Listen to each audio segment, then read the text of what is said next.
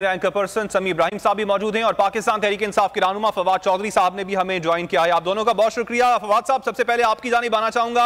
अब हुकूमती इंतकामी कार्रवाइयां हैं, रुकने का नाम ही नहीं ले रही हैं। अभी थोड़ी देर पहले सिद्दीक जान को भी गिरफ्तार कर लिया गया है, क्या कहेंगे?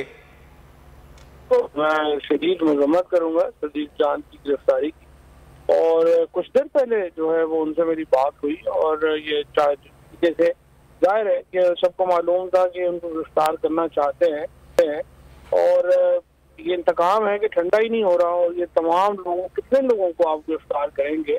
और अभी तो मुझे लगता है कि जिस तरह का हिसाब किताब है, आबादी कम पड़ जाएगी पाकिस्तान की, इतनी ज्यादा लोगों को गिरफ्तारियां जो है वो हो रही हैं, इतने लोगों को आप जेलों में डालना चाहते हैं, ये तो समझ से बाहर है कि ये क्या इस वक्त पाकिस्तान में चल रहा है। और हमने पाकिस्तान को क्यों इस तरह एक भट्टी बना दिया है जिसके अंदर आग का अलाव है कि वो बढ़ता जा रहा है।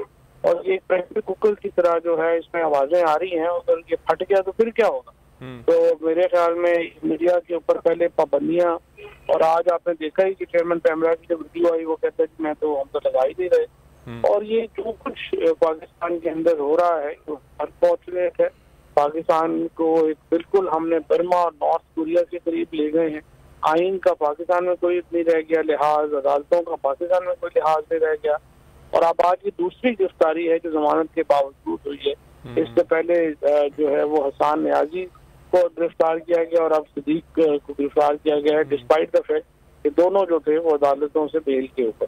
फवाद साहब हमारे साथ ही मौजूद रहेगा। समी इब्राहिम, आपके सामने भी यही सवाल रखना चाहूंगा। फवाद साहब ने भी कहा कि हुकूमत की पता नहीं कौन सी आग है जो कि ठंडी होने का नाम ही नहीं ले रही है। अब से कुछ देर पहले सिद्दीक जान साहब को भी गिरफ्तार कर लिया गया है। हुकूमत